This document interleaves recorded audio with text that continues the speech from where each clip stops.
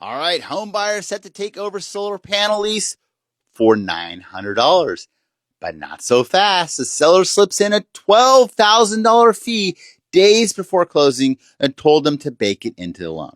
So what happened here? Well, it turned out to be able to transfer the solar. There was an extra 12 GER worth of fees involved in this whole thing. The seller did not want to pay this expense. The seller didn't want to pay it off. So they wanted to pass all of this on to the buyer.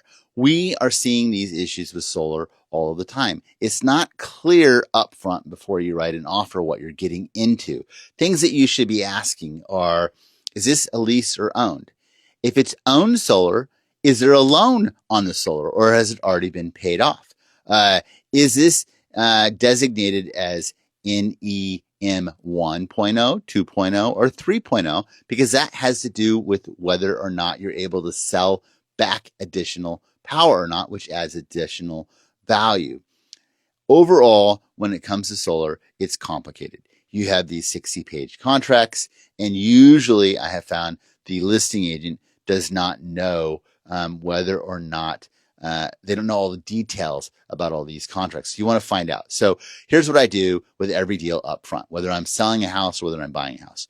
I get 12 months of solar statements. That draws a big picture as to what's going on there. I ask for a payoff, whether it's owned solar or leased solar. I want to find out what government programs this panel qualifies for, like I said, NEM 1.0, 2.0, or 3.0, and I want to verify that that program actually transfer when the solar is transferred. Additionally, I want to understand the age of the roof, because if the roof's going to need to be replaced, I'm going to have to pay to have the solar panels removed and put back on, which in my area can be $10,000 to $12,000. So these are just some of the basics you need to understand when you're dealing with solar. So it's not simple, and people think that they're going to save money, and that is not always the case. So the devil's in the details, folks.